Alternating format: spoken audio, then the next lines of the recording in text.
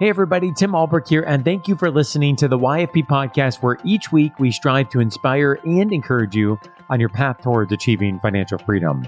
This week I had a chance to welcome back onto the show Nate Hedrick, the Real Estate RPh. Now, many of you may know Nate as the co-host of the YFP Real Estate Investing podcast, but today we are talking home buying and tapping into his expertise as a real estate agent who has helped many pharmacists throughout the home buying process. On today's episode, Nate and I talk through 6 common home buying debates and have some fun playing both sides of these debates. Some of my favorite moments from the show include discussing the pros and cons of a 15-year versus 30-year mortgage, debating why 20% down sometimes does and does not make the most sense, how one can consider purchasing a home while paying down those pesky student loans, and why renting is not a terrible decision despite what we may hear about the need to build equity through buying a home. Whether you are a first-time home buyer planning to move or looking for an investment property, get started today by scheduling a free call with Nate by visiting yourfinancialpharmacist.com and clicking on home buying at the top of the page and then selecting find an agent. From there, you can book a no-obligation free call with Nate to see if his real estate concierge service is a good fit to help you walk through the process and to find an agent in your area that has your best interest in mind. Okay, let's jump into my interview with Nate. Nate, welcome back to the show. Hey, Tim, always great to be here. How are things for you, for the family, for real estate? What's new and exciting? Everything's good. We're snowed in Cleveland, Ohio, but that's nothing new. It'll be like this till April, I'm sure. But yeah, we're good. Real estate's cooking. We just finished up rehab on one project. And actually, it's funny, on the day we refinanced, the next day we had to close her back to the house for a new property that we were purchasing. So we've been busy. It's been good. Awesome. And it's been a hot minute since we had you last on the podcast, episode 241, where I talked with you and David, your co-host for the YFP Real Estate Investing podcast. We talked about 5 common objections to getting started in real estate investing. But today we aren't talking real estate investing, but rather home buying and common home buying debates. And as I mentioned to you, Nate, before we hit record, it feels to me like we sometimes treat home buying decisions as absolutes, as black and white, one solution for all, when in fact, it's yet another area of the financial plan where if Tim Baker were here on the show today, he would say, it depends, right? It depends on your financial situation. It depends on other goals and priorities. It depends on how you feel and many other factors as well. So we're going to have some fun today beating up common home buying debates like 15 versus 30-year mortgage, whether or not somebody should put 20% down. So again, let's keep in mind that there is no right answer and certainly no one solution for all. All right, Nate, you ready? Yeah, let's do it. Number 1 on the list, and this I think hits home for you, as you mentioned before we hit record, you've had experience in both sides of this debate. Number 1 home buying debate is 15 versus 30-year mortgage. Talk to us about your experience and then some of the pros and cons of each approach. Yeah, absolutely. So as somebody who owns a home, I've actually gone through both types of mortgages and on this exact house. And so we bought it with a 30-year mortgage. Again, when we were purchasing our house, we're scraping together whatever we could just to be able to afford it. And so a lower payment and all the other things that go with that, a 30-year kind of made sense. As we got a little further down the road, a couple of years into owning the house, we refinanced. And at the time, there was a fantastic rate available for doing a 15-year. And so we got, I think it was a full point more actually as a reduction on our rate just by going down to a 15-year.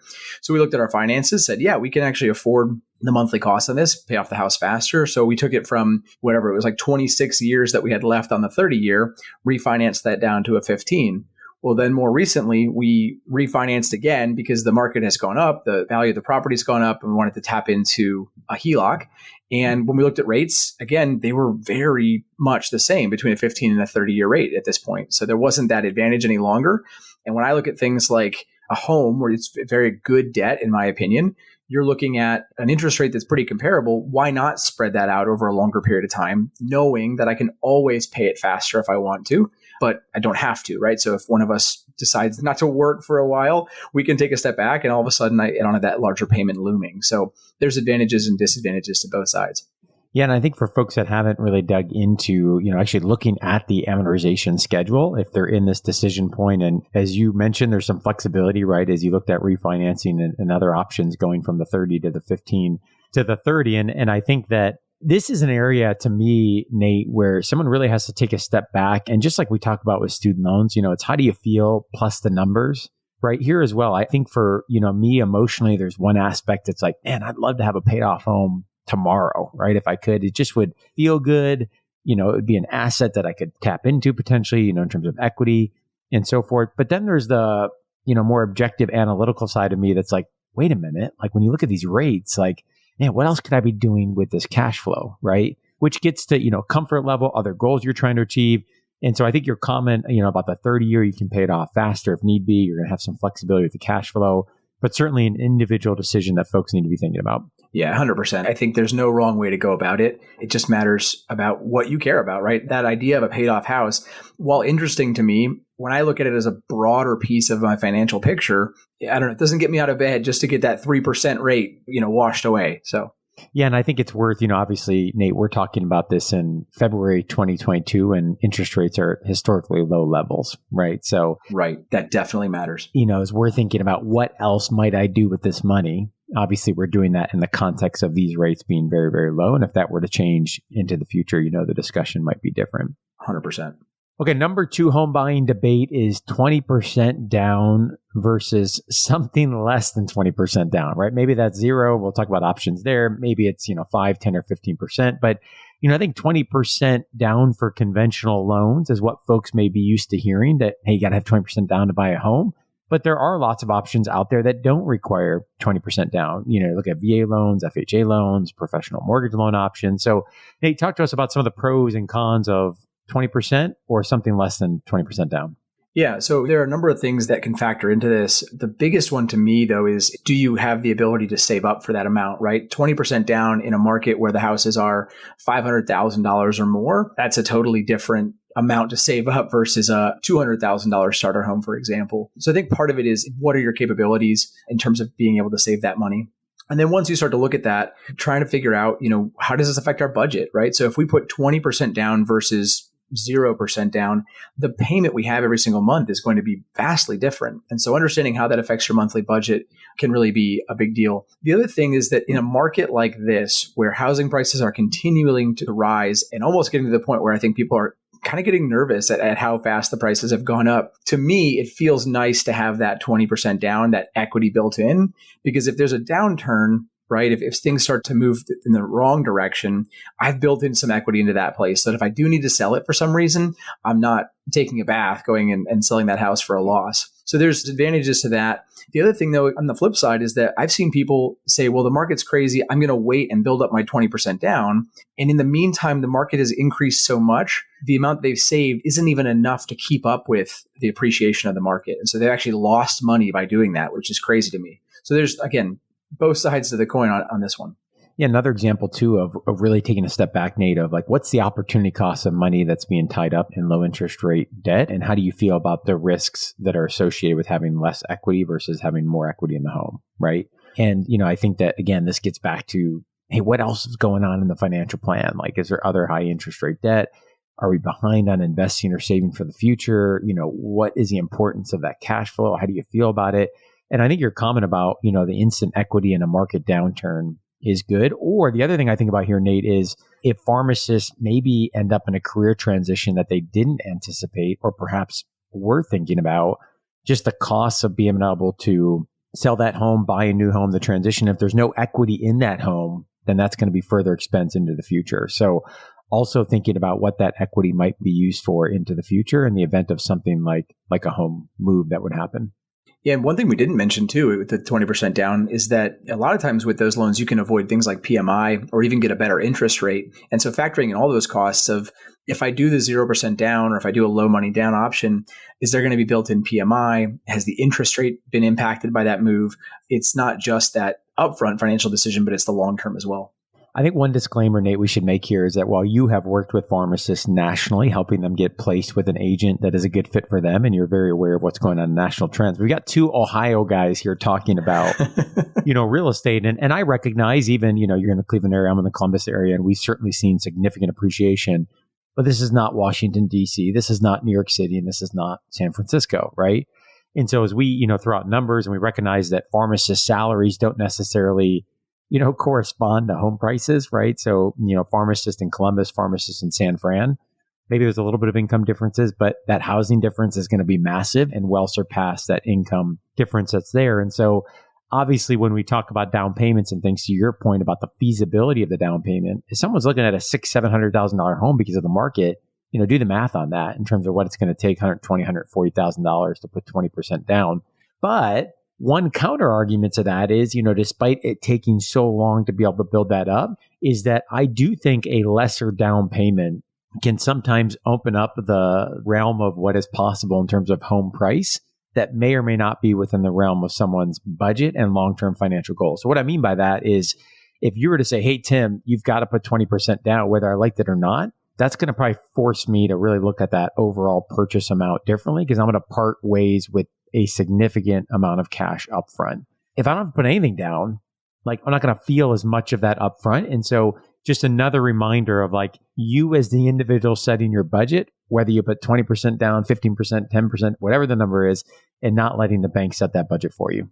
Number 3, home buying debate, buy versus build. We talked about this a little bit on episode 193, so we'll link to that in the show notes. But Nate, I think this is a really timely question that I suspect folks might be thinking about, given the market being what it is. It's fuego, and that seems to not be stopping anytime soon. So, folks might be looking at the bidding wars, the competition, all the things that's going on, and be like, man, just forget about it. I'm just going to build a home. So talk to us about some of the considerations here. We'll certainly point folks back to episode 193 as well, of what might be some of those nuances and differences and things that people need to be thinking about in the buy versus build debate.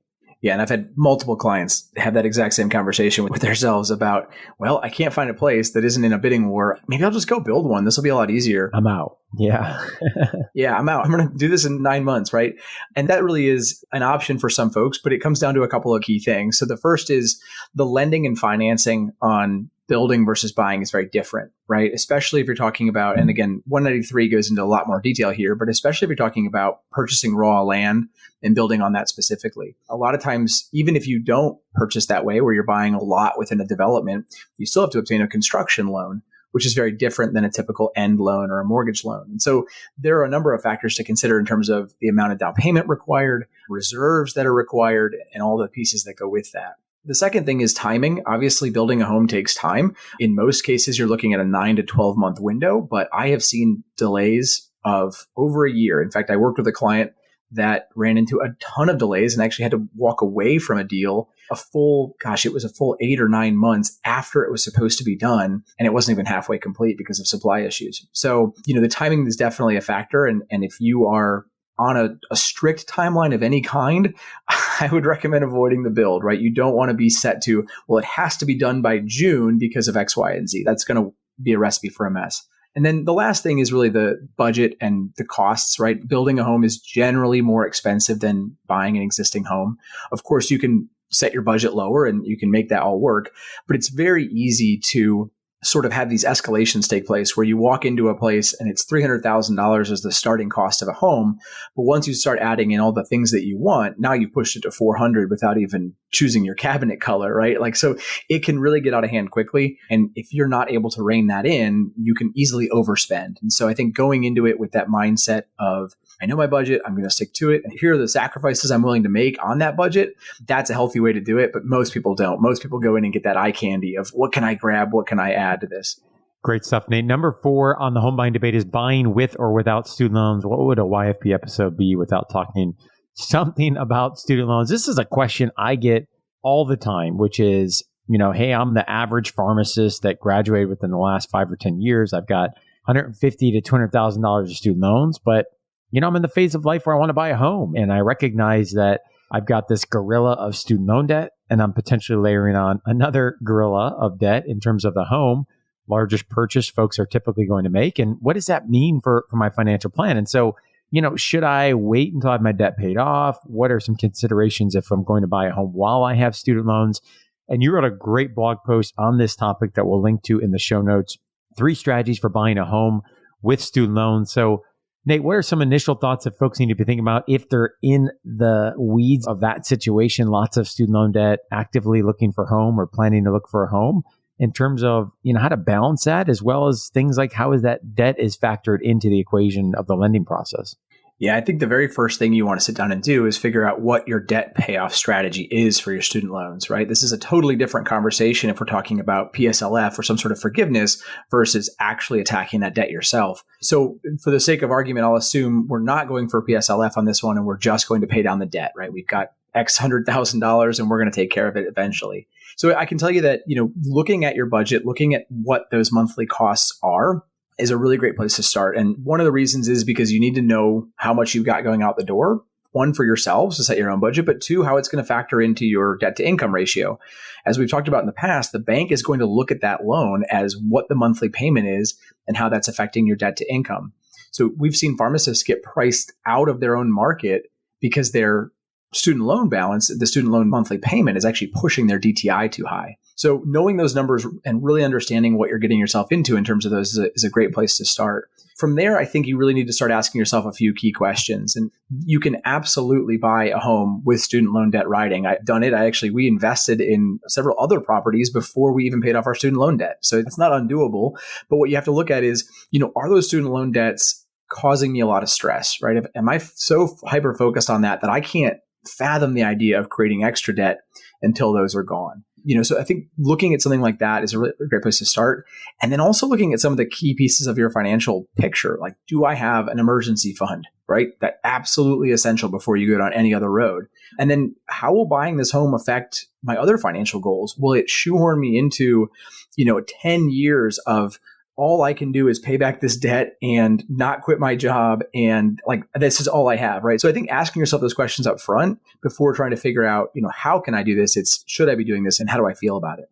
Yeah, Nate, as it relates to the question you brought forward, which is a really good one, are my student loans and other debt causing significant stress? I have the opportunity to talk with lots and lots of pharmacists, about this topic, and typically we'll ask them, hey, on the 1 to 10 student loan pain scale, right, which is 10 is these are keeping me up at night, causing me a lot of anxiety. It's the last thing I think of before I go to sleep, first thing I think of in the morning, versus the one is like, nah, it is what it is. It'll take care of itself. Like, where are you on that scale, right? And my follow-up to them, which I think is significant here, is how much of it is the dollar amount and how much of it is the lack of clarity on having a strategy and a plan? And more often than not, when we can start to put together a plan, and that number isn't going to change tomorrow, right? If you've got $200,000 of student loan debt and today we don't have a plan, tomorrow we do have a plan. In fact, you might have more debt tomorrow, right? Because of interest than you do today. But the peace of mind that comes from, hey, we've evaluated all these options. We've looked at forgiveness. We've looked at non-forgiveness. We've dissected the strategies. We understand what's going to come out of pocket. We know how this is going to fit in with other parts of the plan. That is a game changer.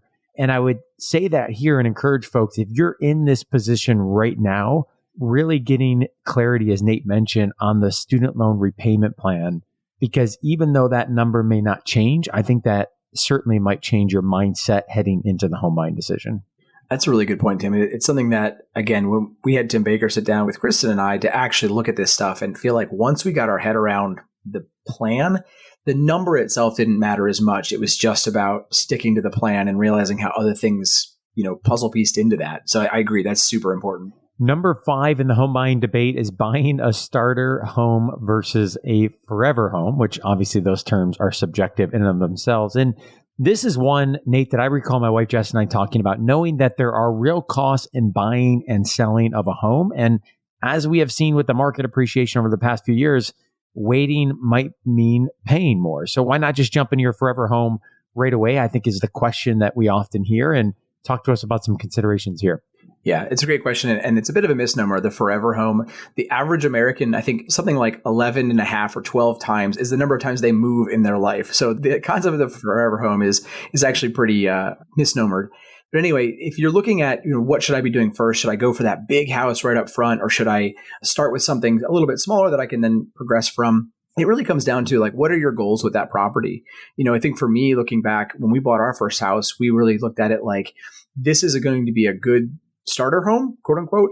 And also we can grow into it a little bit, right? So it gives us flexibility. And I really encourage that. Is you're never going to know what your life's going to look like in 5 years from now. So plan for the unexpected by giving yourself some of that grace and that flexibility. From there, again, once you start to realize what you really like in a house or what your goals are with a property, that's when you can start thinking that forever home type of deal. So most people, I would argue, for the starter home kind of being an upfront move, knowing that you're getting yourself into the game, you're starting to build equity. And then once you figure out what you like, once you figure out what your kind of stable life period looks like, then you can look at that more forever home. But again, there's no wrong answer here. If you just want to jump right in, go right for the end line, I get that too.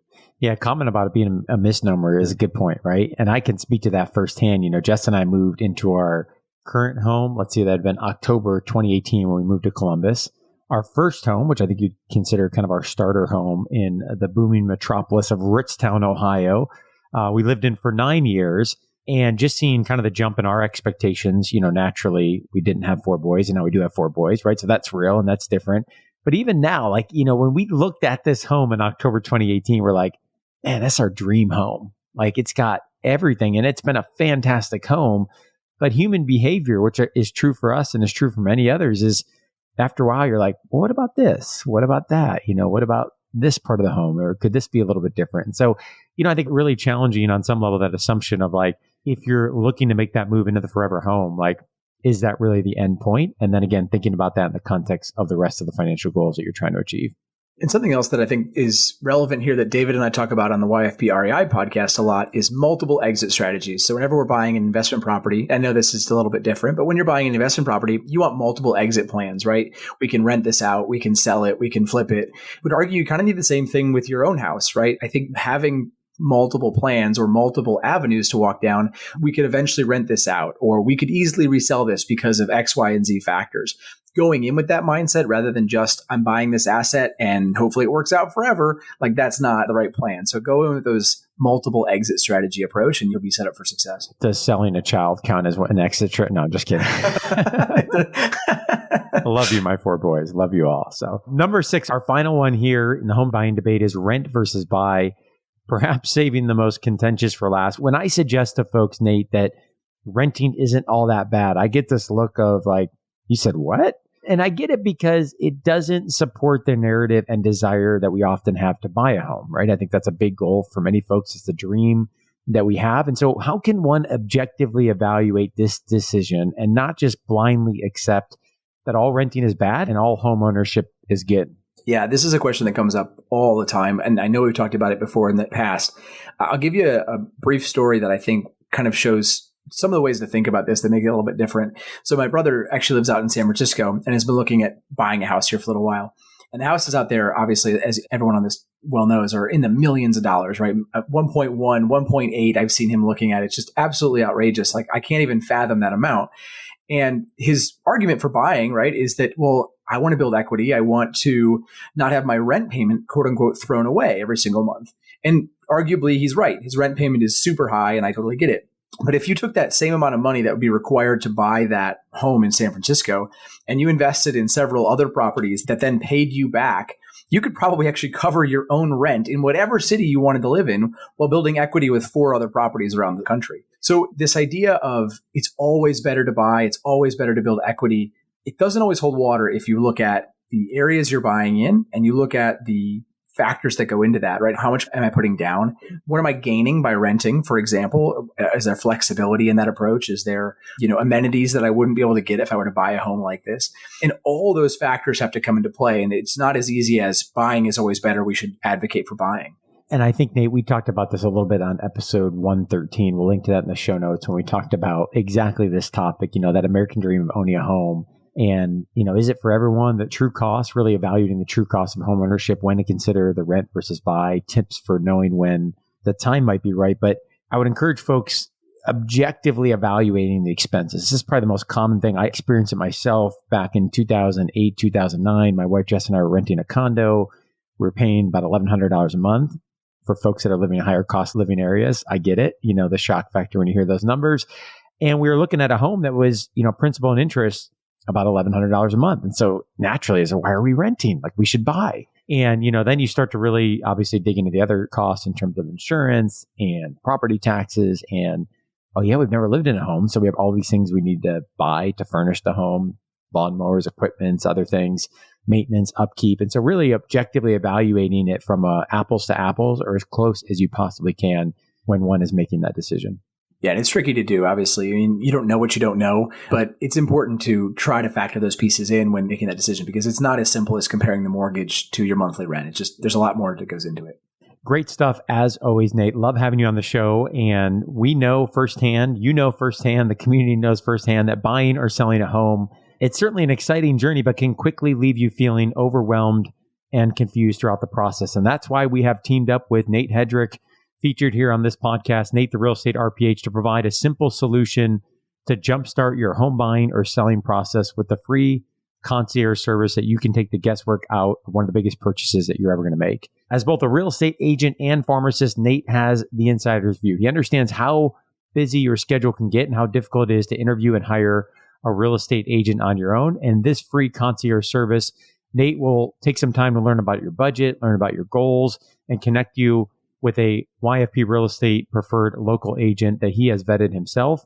Nate will then stick by your side even after closing in case you have questions or need an extra opinion along the way. And so if you're ready to buy or sell a home, you can get started today by scheduling a free call with Nate by visiting yourfinancialpharmacist.com. You can click on home buying at the top of the page and then select find an agent. From there, you can book a no obligation call with Nate to see if his real estate concierge service is a good fit to help walk through the process and to find an agent in your area that will have your best interests in mind.